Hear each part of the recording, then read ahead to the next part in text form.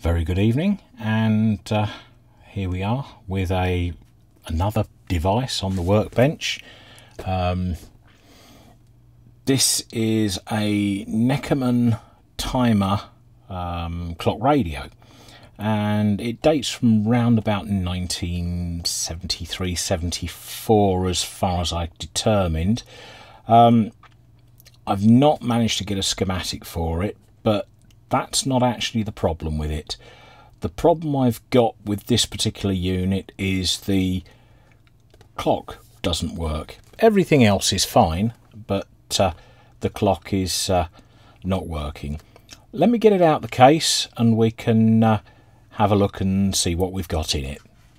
And I've turned the cases sort of against each other,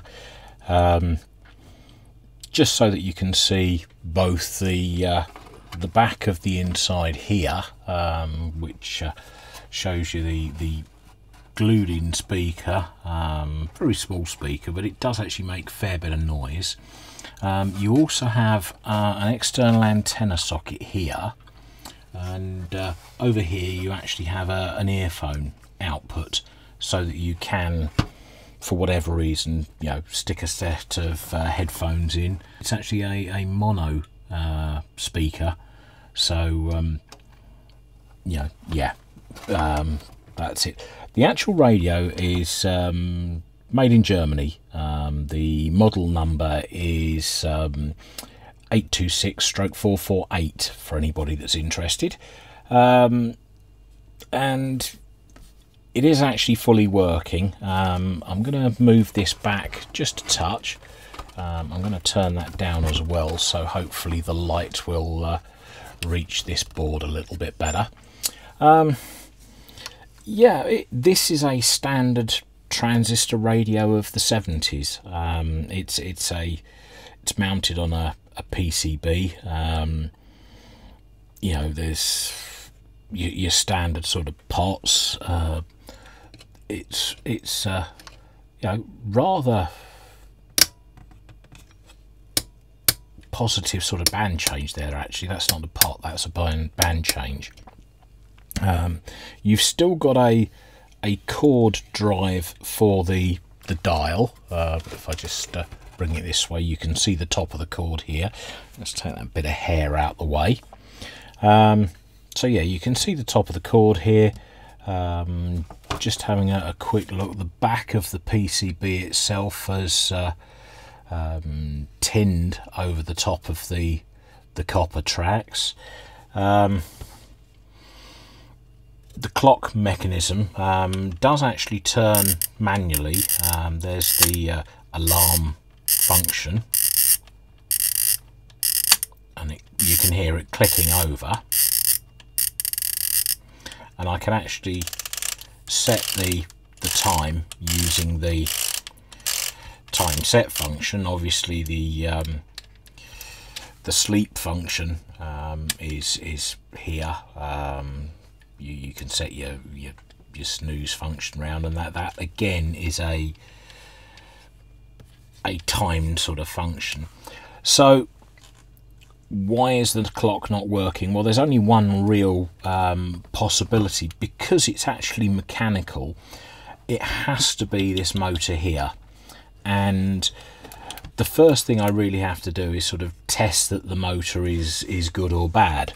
So what I'm going to do first, rather than just put test leads across this point, because this is where the AC comes in, which also feeds the radio, so there's no point in just putting the meter on there, because all I'll read is this transformer. The motor is actually a 220 volt AC motor, and it's designed for use at 50 Hertz, which is the European standard, and that should, show that there is obviously a continuity across the motor coils. So let's just get the soldering on. Now, I don't know whether somebody's been in here already, because this solder looks suspicious, shall we say. I don't know why that's not melting. Oh, there we go. just got to hit it right. So there's that. And there's that. So these are the two wires that go to the motor itself, which I can just pull straight up from there. So it is showing continuity. So my guessing is that the motor itself has just seized, and it just needs cleaning and re-lubricating. Right, okay, here we are, motor's out, and quite surprised now that I could see the whole of the motor. I'm quite surprised to see that it's actually Japanese. I would have expected it to be German made. I know the Germans are very proud of their own industry, but obviously there must be some reason why they didn't use a homegrown piece of kit. Now, the cover comes off when you take out the screws, and you know, there's the spring washers, one's permanently stuck there. And it looks like somebody's already tried to get at this motor, because this plastic cover, I would imagine, would have stuck completely round the housing here. So that, you know, makes me wonder a little bit. So what I'm going to try and do is I'm going to try and get in there with a little bit of isopropyl alcohol first, and I find the easiest way to do this is to actually just take a syringe with a needle and get a few mil up. You know, this is a, what is it, a 2 mil syringe? Yeah, 2 mil syringe. I certainly won't need that much.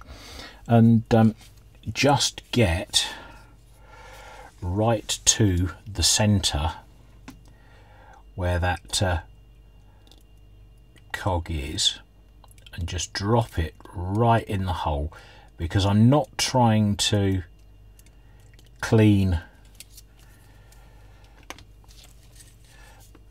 the whole cog, and I certainly don't want to get any chemical on the plastic of the little gears. I'm just trying to see if I can break down the grease that's inside that shaft and make it turn. See, that's certainly a lot freer than it was. Okay, let's just try another little drop. I did say I wasn't going to use all of that, didn't I? But hey ho. It is just slowly dropping into the motor. It is coming right the way through, because I can see it coming out the bottom holes here. So it is actually going through now, which means that look at that. That is rolling a lot better now. So let's try and test it, and the only real way to do that is to put some AC on it. So if I just hold it like that and plug that into the main supply, and now the motor is working. All it needed was a little bit of cleaning.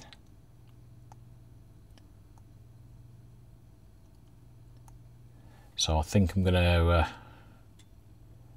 let that run a little bit, refit it, and then see if it's fixed the radio.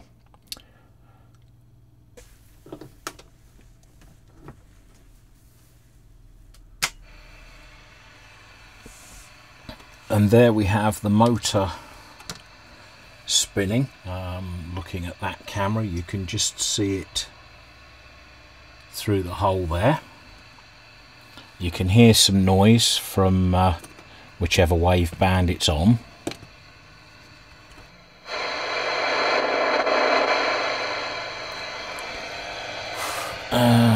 the band switch back in.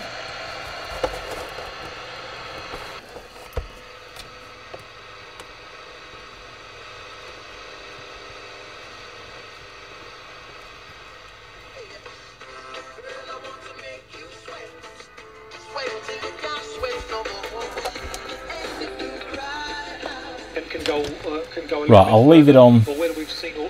No, I don't even need to have the music on, do I? I can turn the radio off and we'll just have to watch to see if the clock flicks over. Now, whether it will flick over while it's in that position, I wouldn't like to say. Let me see. I've also noticed that there's no dial lamp in the radio dial, so there must obviously be a... Yeah, so the clock is now working. All I need to do is find the dial lamp and change that, and I'm going to say it's fixed and working. So thank you very much for watching, and hopefully you've enjoyed this video.